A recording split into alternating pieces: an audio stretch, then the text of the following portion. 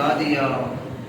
چنانچہ ارشاد ہوا وما خلقت الجن والانس الا لیعبدون، کہ میں نے جنوں اور انسانوں کو صرف اور صرف اپنی بندگی کے لیے پیدا فرمایا، اور ان گنت بے شمار لا تعداد درود و سلام ہو ان ہستی اقدس پر کہ جن کا نام نامی اسم گرامی حضرت محمد مصطفیٰ صلی اللہ علیہ وآلہ وسلم ہے۔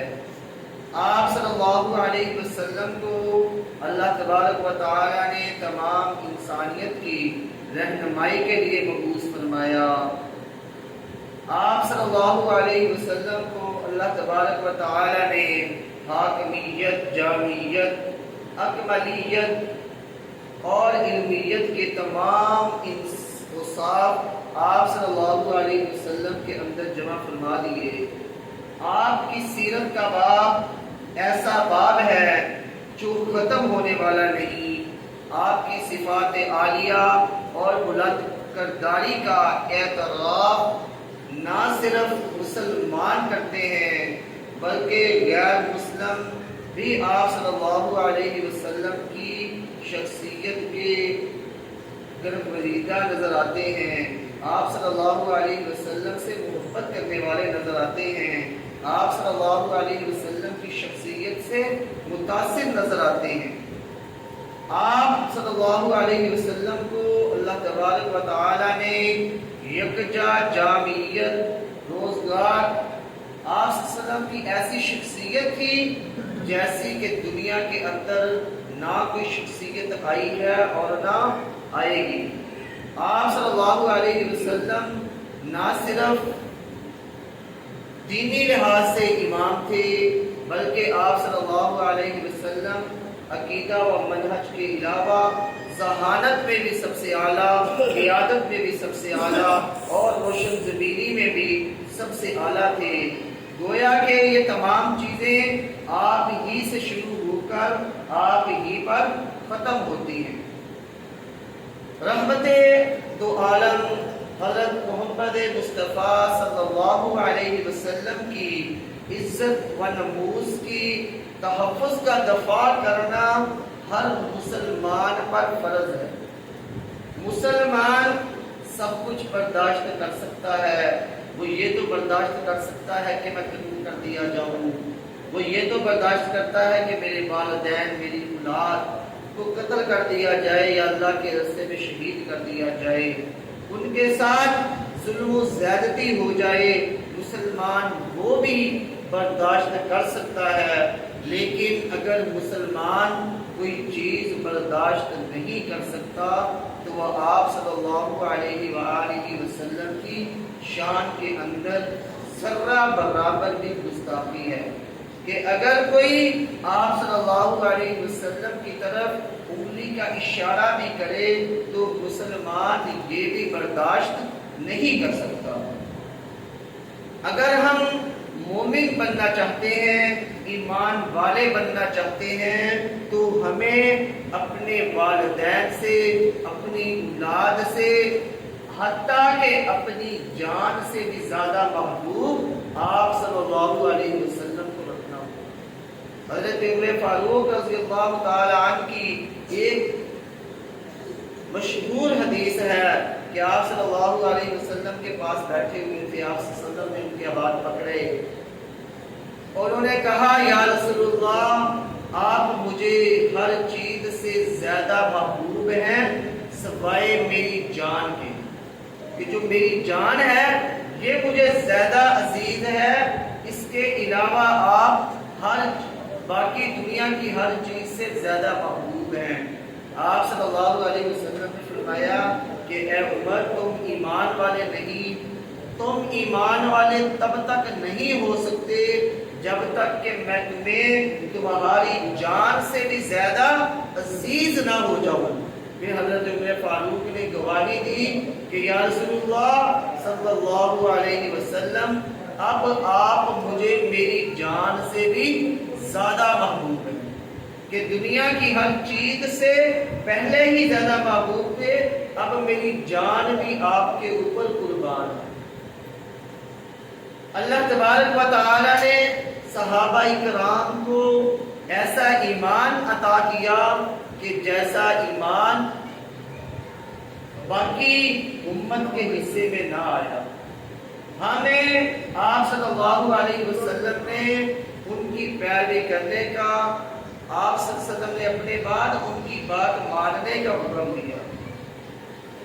اللہ تبارک و تعالی نے آپ کی شان کو بلند کر دیا، لیکن کچھ بدبخت، بد نصیب، بد کردار لوگ ایسے دنیا کے اندر موجود ہیں جو آپ صلی اللہ علیہ وسلم کی شان کے اندر گستاخی کر کے اپنے نام کو دنیا کے اندر بڑھانا چاہتے ہیں اور یہ ثابت کرنا چاہتے ہیں کہ ہم شاید روشن خیال ہیں، حالانکہ انہیں اس بات کا علم نہیں کہ اسلام نہ تو کسی کے دین، کسی کے مذہب کو تنقید کرنے کا حکم دیتا ہے کہ آپ کسی کے بزرگوں کو، کسی کے بڑوں کو، کسی کے رہنما کو، کسی کے خدا کو برا بھلا کہیں. اسلام ہمیں اس چیز سے بھی روکتا ہے اور اسلام ہمیں اس چیز سے بھی منع کرتا ہے کہ اگر تم ایسا کرو گے وَلَا تَسُبُّوا الَّذِينَ يَدْعُونَ مِن دُونِ اللَّهِ فَيَسُبُّوا اللَّهَ عَدْوًا بِغَيْرِ عِلْمٍ. اللہ تبارک و تعالیٰ فرماتے ہیں کہ اگر تم ایسا کرو گے تو پھر وہ بغیر علم کے تمہارے خدا الہی برحق کو بھی برا بھلا کہیں. تو یہ کافر لوگ سمجھتے نہیں ہیں، حالانکہ اس بات کا اعلان کر دیا گیا، پوری دنیا کو بتلا دیا گیا.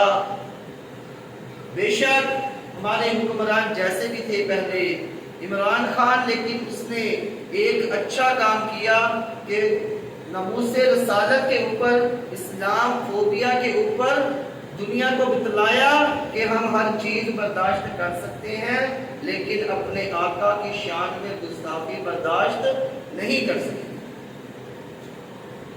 محمد کی محبت دین حق کی شرط اول ہے، اسی میں ہو اگر خامی تو سب کچھ نامکمل. کہ اگر آپ کے اندر دین حق کی محبت نہیں، آپ صلی اللہ علیہ وسلم کے ساتھ پیار نہیں، تو پھر آپ چاہے نمازیں پڑھیں، روزے رکھیں، زکاتیں دیں یا اپنے جان و مال کو قربان کر دیں خدا کے راستے میں، لیکن اگر آپ صلی اللہ علیہ وسلم سے محبت کرنے والے ہم نہ ہوں گے تو پھر ہم کبھی کامیاب بھی نہیں ہو سکتے. اسی بارے میں کسی شاعر نے کہا ہے کہ اے صاحب جمال یا صاحب الجمال یا سید البشر من وجهك المنیر لیلۃ نور القمر، کہ اے صاحب بشر، اے بشروں کے سردار سید البشر، اور آپ کا چہرہ چاند کے چہرے سے زیادہ روشن. اسی طرح حضرت معاذ رضی اللہ تعالیٰ عنہ سے غالباً روایت ہے کہ میں نے ایک رات چاند کو دیکھا، 14ویں کے چاند کو، پہلی، دوسری یا 7ویں، 10ویں کے نہیں، 14ویں کے چاند کو، جو اپنی پوری آب و تاب کے ساتھ چمک رہا تھا. میں نے اس چاند کو دیکھا کہ وہ چاند چمک رہا ہے. میں نے آپ کے چہرے کو دیکھا، پھر میں نے چاند کو دیکھا، پھر آپ کے چہرے کو دیکھا، تو میں اس نتیجے پر پہنچا کہ چاند سے آپ کا چہرہ زیادہ خوبصورت. اللہ اکبر. یہ آپ صلی اللہ علیہ وسلم کی شان ہے. آپ صلی اللہ علیہ وسلم کے مرتبے کو اللہ تبارک و تعالیٰ نے بلند کرتے ہوئے فرمایا وَرَفَعْنَا لَكَ ذِكْرَكَ، اور ہم نے آپ کے لیے آپ کے ذکر کو بلند کر دیا. اگر خدا کے بعد کسی کی بزرگی ہے تو وہ آپ صلی اللہ علیہ وسلم کی بزرگی ہے.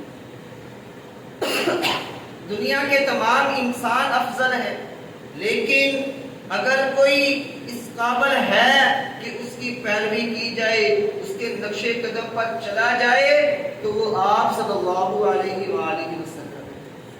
آپ صلی اللہ علیہ وسلم وہ شخصیت ہیں کہ جن کے بارے میں رب کے قرآن نے فرما دیا کہ ہم نے آپ کے اگلے اور پچھلے تمام گناہوں کو معاف کر دیا۔ حالانکہ آپ صلی اللہ علیہ وسلم معصوم عن الخطایا تھے، گناہوں سے بچنے والے پاکیزہ تھے۔ آپ صلی اللہ علیہ وسلم کی پاکی کا بچپن میں یہاں پر ذکر کرتا چلوں کہ آپ صلی اللہ علیہ وسلم نے فرمایا کہ مکہ کے اندر ایک میلہ لگا کرتا تھا، تو ایک رات میں نے ارادہ کیا ایک دن کو کہ میں میلے کے اندر شمولیت اختیار کروں۔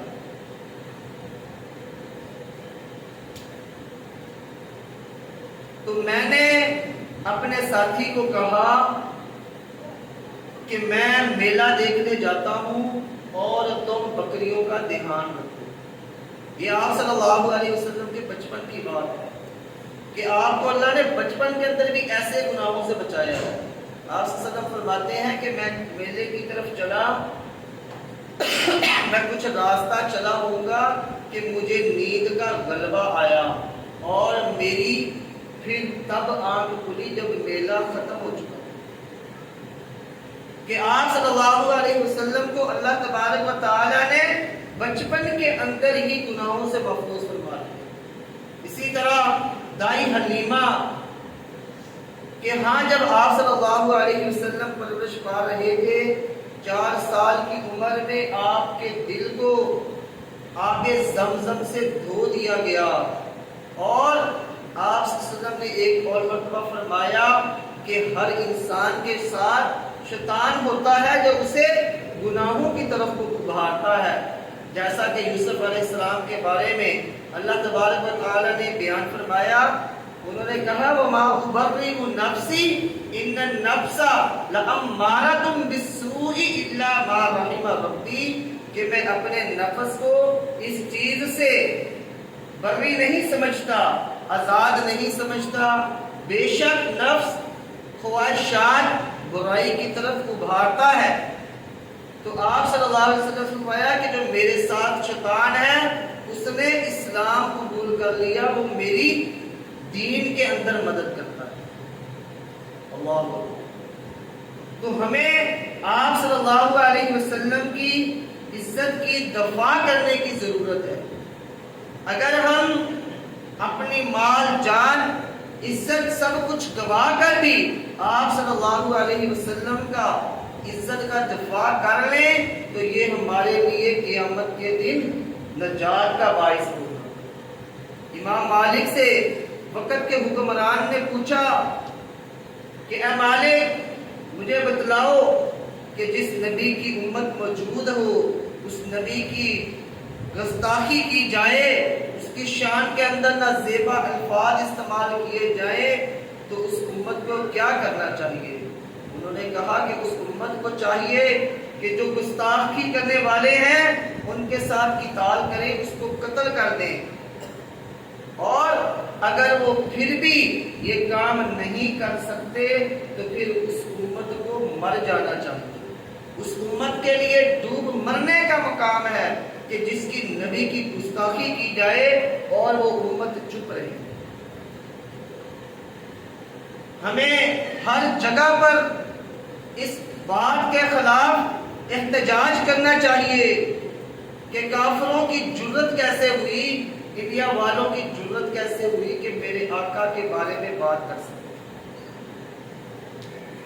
اس پارلیمنٹ کی جو رکن اسمبلی ہے، ایک عورت ہے، اسے آپ صلی اللہ علیہ وسلم کے بارے میں نازیبا الفاظ استعمال کرنے کی وجہ سے قتل کر دینا چاہیے، اسے پھانسی کی سزا دی جانی چاہیے، اور اس کی رکنیت اور اس کے خاندان کی رکنیت ہمیشہ کے لیے ختم کر دینی چاہیے تاکہ دوبارہ ایسا کوئی ملعون پیدا نہ ہو سکے۔ یہ 2021 کی بات ہے کہ سب سے پہلے جس نے خاکہ شائع کیا تھا وہ اپنے گھر کے اندر ہی آگ لگنے کی وجہ سے زندہ جل گیا۔ بے شک میرا رب اپنے نبی کی گستاخی کرنے والوں کے لیے کافی ہے۔ اِنَّا كَفَيْنَاكَ الْمُسْتَهْزِئِينَ، کہ بے شک ہم کافی ہیں مذاق اڑانے والوں کے لیے، لیکن یہ ہمارا بھی حق ہے کہ ہم اپنے ایمان کا ثبوت دیتے ہوئے گستاخوں کے خلاف کھڑے ہوں، ان کے خلاف آواز بلند کریں۔ یہاں پر جو انہوں نے الفاظ استعمال کیے وہ غالباً حضرت عائشہ اور آپ صلی اللہ علیہ وسلم کے بارے میں کیے۔ حالانکہ حضرت عائشہ رضی اللہ تعالی عنہ فرماتی ہیں کہ 6 سال کی عمر میں میرا آپ صلی اللہ علیہ وسلم کے ساتھ نکاح ہوا۔ نکاح کروانے والے کون؟ اللہ کے حکم سے نکاح ہو رہا، اور 9 سال کی عمر میں رخصتی ہوئی، اور یہ عرب کے اندر کوئی نئی بات نہیں تھی، بلکہ خلیفۃ المسلمین ان کے بیٹی کا نکاح بھی 9 سال کی عمر میں ہوا۔ اور اسی طرح ایک اور صحابی تھے وقاص بن عمر، جب انہوں نے مکہ سے ہجرت کی تو ان کا بیٹا ان کے ساتھ تھا، اور ان کا بیٹا ان سے عمر میں صرف 11 سال چھوٹا تھا۔ 11 سال کی عمر میں وہ والد تھے، ایک بچے کے باپ تھے۔ اسلام کے اندر جو حکم ہے وہ یہی ہے کہ جب وَإِذَا بَلَغَ الْأَطْفَالُ مِنْكُمُ الْحُلُمَ فَلْيَسْتَأْذِنُوا، کہ جب بلوغت کو پہنچ جائیں تو بچوں کا نکاح کر دیا جائے۔ امام حسن رحمہ اللہ فرماتے ہیں کہ میں نے اپنی ہمسائی کو دیکھا کہ وہ 21 سال کی عمر میں دادی ہے۔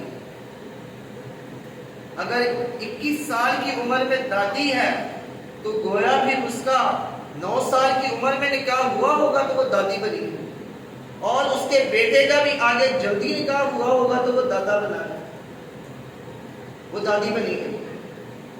آج ہم نے انگریزوں کے قانون کو 18 سال کو بلوغت کی عمر سمجھ لیا ہے، حالانکہ صحابہ اکرام کا بھی موقف یہی تھا کہ 11 یا 12 سال کی عمر میں لڑکا بالغ ہو جاتا، اور لڑکیاں جب ان کو پہلا حیض آ جائے، جتنا آج کل جدید دور ہے 8-9 سال کی عمر میں بھی لڑکیاں بالغ ہو رہی۔ ہر علاقے کی ایک اپنی خوراک ہوتی ہے، عربوں کی خوراک گرم ہے، جس کی وجہ سے وہاں کے بچے جلدی جوان ہو جاتے ہیں، اور ہم آج کل جو ملغم غذائیں استعمال کر رہے ہیں یہ بھی ہمارے جسم کے اندر تبدیلی فارغ کرنے کے لیے واضح چیز ہے، اس سے بھی بچے جلدی جوان ہو رہے ہیں۔ تو جب بچہ جوان ہو جائے تو اس کا نکاح کر دینا چاہیے۔ اللہ تبارک و تعالی نے فرمایا کہ اگر تم ان کا نکاح کر دو گے، تمہارے غلام یا لونڈیاں ہیں ان کا بھی نکاح کر دو۔ یکونوا فقراء یغنیہم اللہ من فضلہ، اگر وہ فقیر ہوں گے تو اللہ تبارک و تعالی اپنے فضل سے انہیں غنی کر دے گا۔ تو آپ نے رزق کے لیے پریشان نہیں ہونا، رزق کا ذمہ اللہ تبارک و تعالی نے لیا۔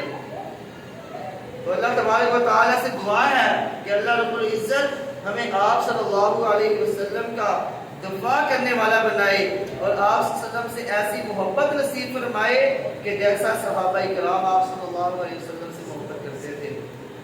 وسلام علی المرسلین والحمد للہ۔